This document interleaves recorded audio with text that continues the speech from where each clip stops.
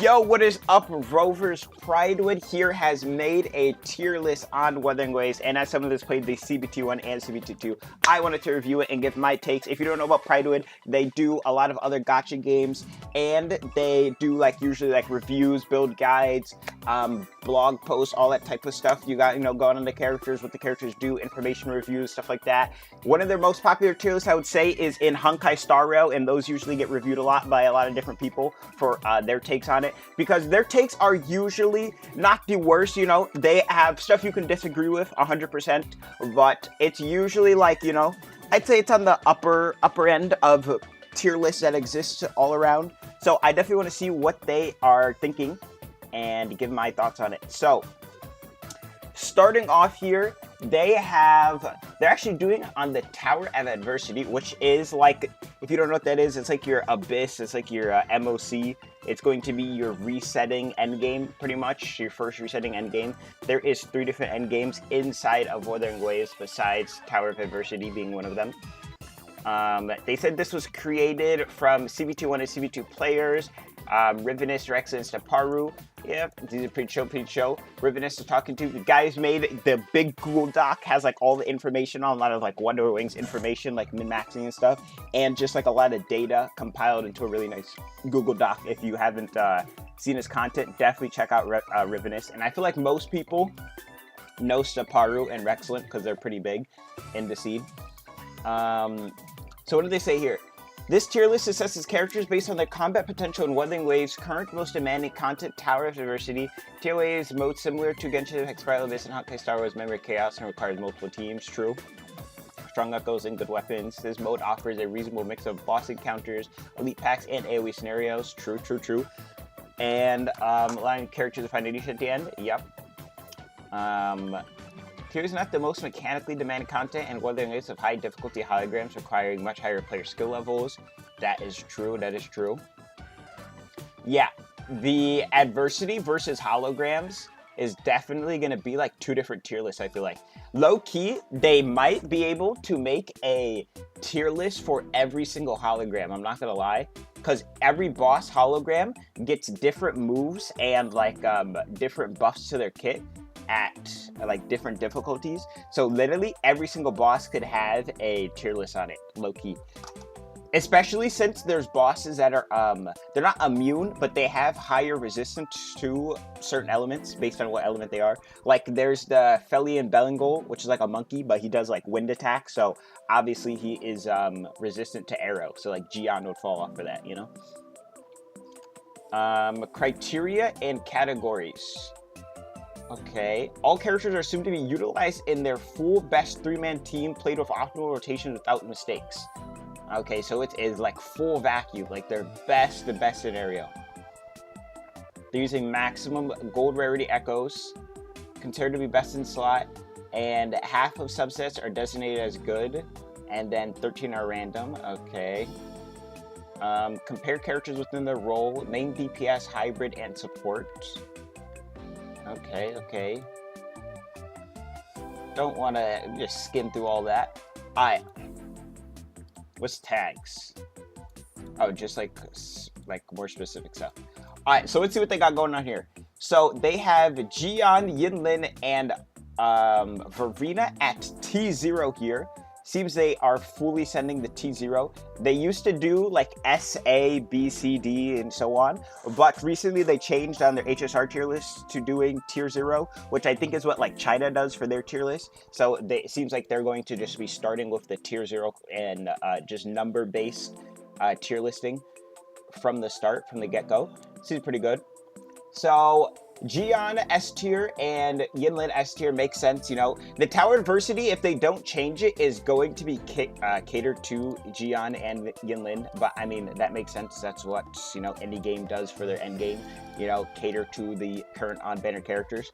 Like the boss that's in the Tower Adversity, I have to think what it was. I think they had the Bellingol and then the Imperial Heron, and he had like crazy like lightning buffs. There was like a bunch of lightning buffs, so Yinlin would go crazy in them. And then Verena, I think Verena might be too high. I feel like Baiji shouldn't be this low. If Verena is T0 and Baiji also gives you a full team heal, I feel like Baiji can also be right here. I don't know. And then Yang Yang can do on-field damage. I feel like she's not full support. I don't think she's a full support character. And then same with Taoki. She's also, her whole thing is you swap into her, you get a perfect counter, and then she gets empowered attacks and you swap off. I don't think she should even be on your team if you're using her just for her healing and shielding. Because at that point, you could just have another buffer, you know? Kotaro and Amcor. Encore is really good because she has a lot of animation cancels and stuff she can do actually off field. You can do a lot of her movesets by like casting it and then swapping off of her and she'll do it. One of her biggest things is one of her charge attacks. When she casts a charge attack and charges it up, she actually leaves a field on the ground and she starts prepping up this like big like nuke after, and that goes off while she's off field. So you have your character DPSing on field while she's off field, unable to get hit and attacking the boss, which is pretty nice. And then Kotaro, he also has animation cancels, and then he just works with a lot of characters, especially since he is going to have probably one of the strongest teams on release, just because he's a lightning character and Yinlin buffs lightning. So since they're going to go hand in hand with the lightning with each other, that is going to be pretty big. I think Alto, though, I saw him on the bottom right here. I feel like he's getting underrated a lot. I think they have him down here because of his personal damage, but he has a outro skill that buffs arrow damage, which for that reason should make him go up for the same reason that like Yinlin can go with Kotaro here. I feel like he shouldn't be this low, especially beneath Yanwu. Yanwu is not that good from beta. Yanwu is not that good from beta. I'm not gonna lie. Also, MC is DPS for sure. They have a hybrid, I guess. I don't think their healing's that much. Unless they buff it, their healing's not really that much. They do supposedly have a shred, though, which I guess could put them more into the hybrid area. And then Ling Yang, he was just very clunky to play. Hopefully they fix that. I'm pretty sure they said they addressed that and they're going to fix that, which is nice. Don Jin, they said they plan on nerfing, which I think will be their biggest mistake. I do not think they should nerf Don Jin at all, especially since she's a high risk, high reward character. If you remove the reward, she's just high risk for no reason. Like, she's a berserker character. When she does her skill, it lowers her HP, but in turn, she charges up this like charge attack, and when she does her charge attack, she heals back up. If you want a character that's kind of like that, I'd say like Arlecchino or like Hu Tao. In terms of HSR, we don't really have many berserker characters, maybe like Blade, you know? But yeah, she's a berserker character. I don't think they should nerf her, I'm not gonna lie. I think that would be a big mistake for like one of the like big 4-star DPS to get nerfed. Especially when even like 5-star, you know how gacha games work. You know, 5 stars that are at the start of the game, they're gonna get, you know, they're going to go down a bit. They'll get power crept and, you know, they'll go down. They won't be the strongest anymore. They won't be absolutely terrible, but, you know, they'll go down to 0.5 tier 1, you know. They won't always be sitting at the tier 0, like god tier, you know. So I think that's another reason, like, she should be up here for sure.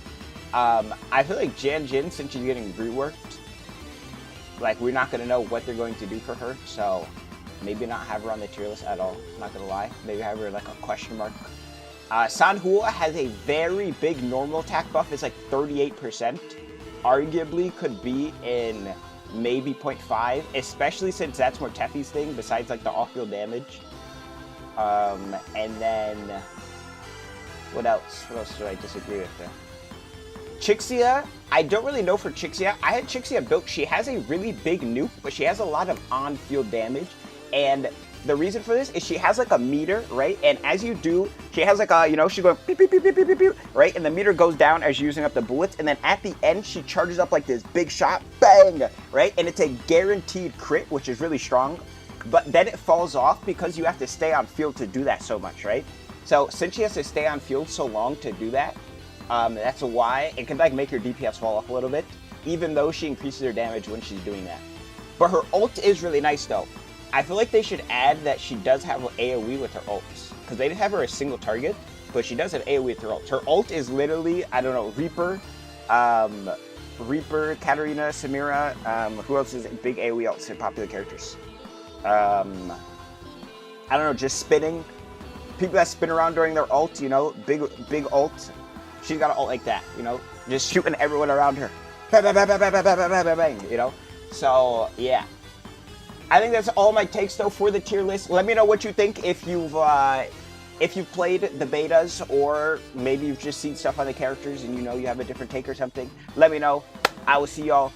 Hype for wuwa. I will be there, by the way. Oh, I keep forgetting. I'm doing giveaways in my Discord. If you want to join my Discord, you can get some big giveaways. Probably add more. I'm only doing like 2 right now, but you know, I'll add more when the game comes out. So maybe who knows, who add a little bit, depending on the support we get.